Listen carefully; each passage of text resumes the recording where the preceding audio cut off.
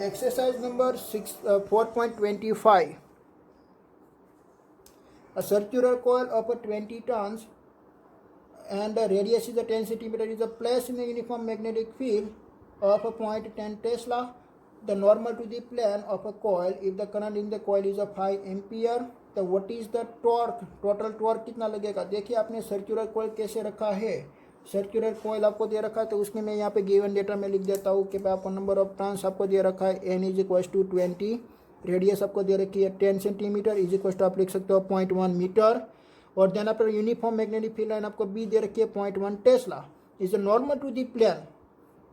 Magnetic field line आपकी normal to the plane है। Okay, तो मैं यहाँ पे एक सर्कुलर रिंग में ड्रॉ करता हूँ ऐसे, ठीक है, ये है उसकी एक्सिस। तो ये आपका प्लेन बना तो उसकी नॉर्मल डायरेक्शन, तो उसकी नॉर्मल डायरेक्शन ऐसे हो गई, ये हो गई उसकी normal direction, this is a B. तो उसका एरिया वेक्टर भी क्या होगा, उसका एरिया वेक्टर भी यही डायरेक्शन में आएगा, तो दोनों की डायरेक्शन क्या हो गई, सेम। सो दैट दोनों की डायरेक्शन, मैग्नेटिक मोमेंटम की डायरेक्शन भी सेम और मैग्नेटिक फील्ड की भी direction same, so that torque क्या लगने वाली है, 0। ओके, देन आफ्टर आपको फोर्स फाइंड आउट करनी है, तो टोटल फोर्स कितनी लगने वाली है, तो टोटल फोर्स की इक्वेशन क्या होती है, Q is equal to V cross B होती है, ठीक है, F is equal to QEB। Okay, तो यहाँ पे वेलोसिटी मीन्स के चार्ज पार्टिकल्स की वेलोसिटी यहाँ पे इस डायरेक्शन में आएगी और बी की डायरेक्शन इस डायरेक्शन में आएगी, तो फोर्स भी आपका कितना लगेगा, 0 लगेगा, ठीक है। तो यहाँ पे फोर्स भी क्या होगी, 0। बट आपको सी क्या दिया हुआ है, एवरेज फोर्स आपको फाइंड आउट करना है, average force. Average force find out करने के लिए आपको क्रॉस सेक्शनल एरिया भी दे रखा है ए इज इक्वल टू आपको क्या दे रखा है, ए इज इक्वल टू आपको मीन्स के यहाँ पे the coil is the copper wire is the cross sectional area A is equal to आपको दे रखा है 10⁻⁵ मीटर स्क्वायर। देन आप number of the density of the electron, तो एन इज इक्वल टू आपको दे रखा है 10⁻29। ओके, तो उसका आपको क्या फाइंड आउट करना है, फोर्स फाइंड आउट करना है, एवरेज फोर्स। तो एवरेज फोर्स का इक्वेशन क्या होगा, F is equal to Q भी आप इक्वेशन लगा सकते हो, Q V D cross B. Okay, but ये चार्ज पार्टिकल्स आपका इलेक्ट्रॉन है, तो E V D cross B. आपको ड्रिप वेलोसिटी नहीं दे रखी, तो ड्रिप वेलोसिटी आपको फाइंड आउट करनी पड़ेगी। ओके, तो ड्रिप वेलोसिटी और करंट के बीच का रिलेशनशिप क्या आती है, I is equal to N E A V D, N E A V D. Okay, तो इसमें से आप वी डी को सब्जेक्टिव बना दीजिए, तो V D is equal to क्या हो जाएगी, आई अपॉन एन ई ए हो जाएगी, ठीक है। ओके, बट यहाँ पे आप एन क्या लिखने वाले हो, स्मॉल एन लिखेंगे कि कैपिटल एन, यहाँ पे कैपिटल एन लिखेंगे नंबर ऑफ डेंसिटी वाला, ठीक है, क्योंकि एक आपके कंडक्टर के लिए आपने कंसिडर किया हुआ है। ओके, तो यहाँ पे आप देखिए कि मैं वीडी की इक्वेशन है ना, यहीं पे मैं पुट कर देता हूँ, तो यही एक ही इक्वेशन से आपकी वैल्यू फाइंड आउट हो जाएगी। तो ए वीडी की वैल्यू में ये वाली इक्वेशन में मैं रख देता हूँ, तो यहाँ पे इलेक्ट्रॉन के चार्ज के बदले आप इलेक्ट्रॉन लिख दीजिए और इंटू आप बी लिख दीजिए। ओके, तो और वी डी की डायरेक्ट मीन्स के वैल्यू फाइंड आउट की आई अपॉन एन ई ए। ओके, तो यहाँ पे देखिए कि भाई इलेक्ट्रॉन इलेक्ट्रॉन क्या हो जाएगा, कैंसिल आउट। ओके, तो मैग्नेटिक फील्ड की वैल्यू आप पुट कीजिए, मैग्नेटिक फील्ड आपको दे रखा है 0.1 टेस्ला और करंट आपको दे रखा है 5 एम्पियर। नंबर ऑफ डेंसिटी आपको दे रखी है 10⁻29, एरिया आपको दे रखा है 10⁻5। ओके, ऐसे आपका वैल्यू फाइंड आउट हुई। ओके, तो यहाँ पे देखिए 10⁻29 है और यहाँ पे 10⁻5 है, तो 10⁻24 होगी। ओके, तो 10⁻24 एम इसके अपर डायरेक्शन में जाएगी और यहाँ पे 0.1 पी है ना, तो 0.1 का क्या होगा, 10⁻1 होगा। तो ये 10⁻1 में इसके हो जाएगा 10⁻25। तो आपका आंसर क्या मिलने वाला है, 5 इंटू 10⁻25 न्यूटन, ठीक है, ये आपका फोर्स जनरेट हो गया। Okay,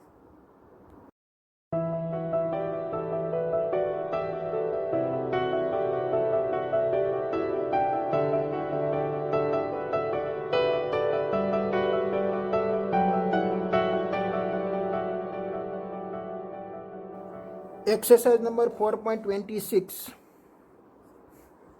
A solenoid is 60 centimeter long and the radius is 4 centimeter has a 3 layer of the bounding of the 300 tons. Okay, तो मैं गिवन डेटा में लिख के जाता हूँ कि भाई एल इज इक्वल टू आपको कितना दे रखा है, 60 centimetre is equal to 0.6 metre. Then after radius is R is equal to 4 centimetre, so that 4 into 10⁻2 metre and total number of turns, जो टोटल नंबर ऑफ टर्न्स आपको 3 layer दे रखे 300 का, तो is equal to होगा 900। Sorry 900 होगा, 9000 मैंने लिख दिया। ओके, देन आफ्टर मीन्स के आपको एक लॉन्ग वायर दे रखा है, 2 सेंटीमीटर का लॉन्ग वायर आपको दे रखा है। तो एल इज इक्वल टू आप क्या लिखेंगे, ये सोलेनोइड के लिए थे, अब मैं वायर के लिए, तो L is equal to 2 centimetre, तो 2 इंटू 10⁻² मीटर होगा। और उसका आपको वेट भी दे रखा, मास भी दे रखा है, M is equal to 2.5 gram. So that 2.5 into 10⁻³ kilogram, उसको आपको ऐसा यूनिट में कन्वर्ट करना है। चलाएं, inside the solenoid near the centre is normal to its axis, both the wire and the axis of the solenoid are in the horizontal planes. The wire is connected through the two leads parallel of the axis of the solenoid to an external battery which the supply of the current is 6 ampere. Okay, तो आपको एक 6 ampere का supply दे रखा है, current दे रखा है, ठीक है। In the wire what is the value of the current which the appropriate sense the circulation is the wind windings of the solenoid is can be supported the weight of the wire and the gram आपको means के आपको एक gravity acceleration आपको दे रखा है 9.8। तो यहाँ पे कैसा फोर्स लगेगा कि भाई सोलेनोइड के इनसाइड आपने क्या रखा हुआ है, एक मीन्स के एक आपने वायर रखा हुआ है, ठीक है। ओके, तो वहाँ पे आपका फोर्स लगने वाला है कि भाई ILB फोर्स लगेगा, क्योंकि करंट के सोलेनोइड क्या बनाती है, देखिए ऐसा आपके पास एक सोलेनोइड अवेलेबल है, ये हो गई सोलेनोइड की एक्सिस।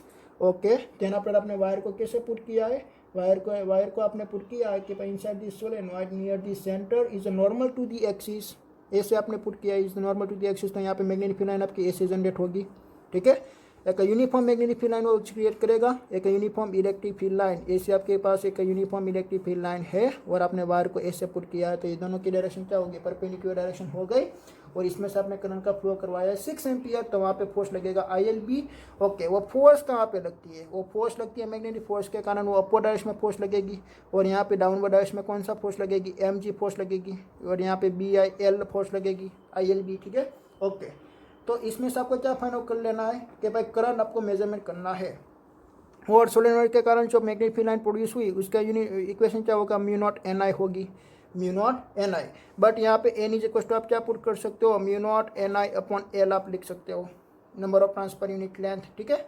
ओके, यहाँ पे magnetic force is equal to gravitational force, so that magnetic force is a BIL and magnetic force gravitational force is a mg। Okay, then after B की वैल्यू मैं यहाँ पे पुट कर देता हूँ, μ0 Ni अपॉन L हो जाएगी। ओके, देन आफ्टर यहाँ पे mg और ILB है, तो आपको कौन सा I लेना है कि भाई आपको कैपिटल I को फाइंड आउट करना है, ठीक है। ये जो मैग्नेटिक फील्ड लाइन में आपने किसका आपको फाइंड आउट करना है कि सोलेनोइड में आपको कितना करंट देना है वो आपको फाइंड आउट करना है। तो सोलेनोइड वाला करंट मिस के आपका I है, तो आपको I सब्जेक्ट की बना दीजिए, तो mg L upon μ0 Ni L, ठीक है। ओके, तो एल कैंसिल नहीं होगा, दोनों के डिफरेंट है, कैपिटल एल है सोलेनोइड के लिए और स्मॉल एल है आपका वायर के लिए, ठीक है। ओके, आपको मास दे रखा है तो 2.5 इंटू 10⁻³ जी आपको दे रखा है 9.8, आपको लेंथ दे रखा है 0.6 अपॉन μ0 4π इंटू 10⁻⁷, और नंबर ऑफ टर्न्स आपको स्मॉल एन आपको दे रखा है 900, कैपिटल एन आएगा ना, यहाँ पे कैपिटल एन आएगा 900, and then after I is equal to current आपको दे रखा है 6 और स्मॉल लेंथ आपको दे रखा है 0.02। ओके, तो यहाँ पे I इज इक्वल टू आपको क्या मिलने वाला है, 108 एम्पियर आपको मिलने वाला है, ठीक है। ओके, वो आपका आंसर फाइंड आउट हो गया।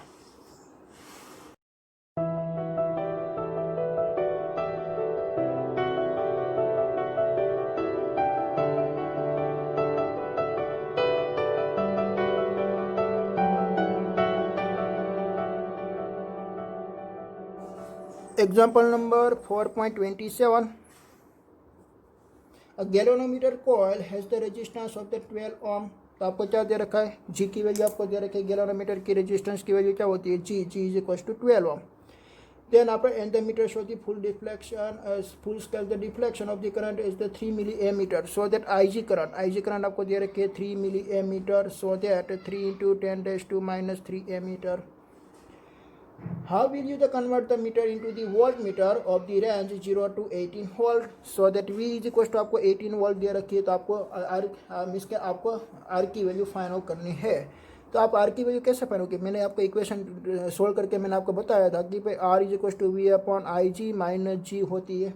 ओके, तो सभी की आप वैल्यू पुट कीजिए, 18 upon 3 into 10⁻³ minus 12, so that 6000 minus 12, तो इज इक्वल टू होगा 5988 ओम फाइंड आउट होगी। दिस इज योर रेजिस्टेंस, ठीक है। ऐसा रेजिस्टेंस आपको सीरीज में लगाना पड़ेगा गैल्वेनोमीटर में से, ठीक है। एक गैल्वेनोमीटर 2 वोल्ट मीटर का है।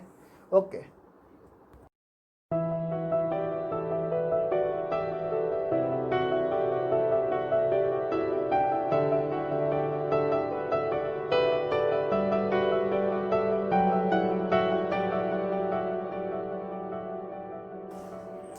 Example number 4.28,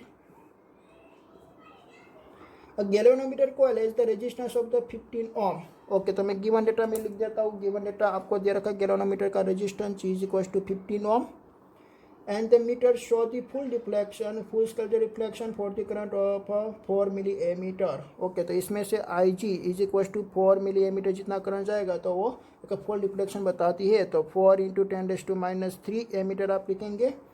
okay, how will you the convert the meter into the ammeter of the range. तो आपको आई दे रखा है, I is equal to 6 ammeter, ठीक है। ओके, तो आपको शंट ऑफ रेजिस्टेंस निकालनी है। तो शंट ऑफ रेजिस्टेंस का इक्वेशन मैंने आपको सोल्व करके बताया था, I G into G upon I minus I G. Okay, तो आई जी की वैल्यू क्या होगी 4 इंटू 10⁻³ और जी की वैल्यू होगी 15 अपॉन आई की वैल्यू होगी 6 और माइनस 4 इंटू 10⁻³। ये सब्ट्रैक्ट कैसे होगा कि भाई दोनों का ऑर्डर आपको सेम करना है, तब आपका सब्ट्रैक्ट होगा, ठीक है। तो यहाँ पे देखिए कि भाई यहाँ पे आंसर आएगा 0.06, उस दोनों का आंसर आएगा 0.06 और इन दोनों का आंसर आएगा 5.996 आएगा, ठीक है, क्योंकि ऑर्डर सेट करके आपको बताना पड़ेगा। ओके, तो उसकी आप वैल्यू फाइंड आउट कीजिए तो आएगी 0.01 ओम। देन आफ्टर आपको मिली ओम में कन्वर्ट करनी है तो 10 मिली ओम होगा। तो 10 मिली ओम जितना रेजिस्टेंस आपको पैरेलल में लगाना पड़ेगा गैल्वेनोमीटर के साथ, उसको हम बोलेंगे शंट ऑफ रेजिस्टेंस। वह क्या करेगा, गैल्वेनोमीटर को प्रोटेक्ट करेगा, ठीक है, इसलिए हम उसको बोलते हैं शंट ऑफ रेजिस्टेंस।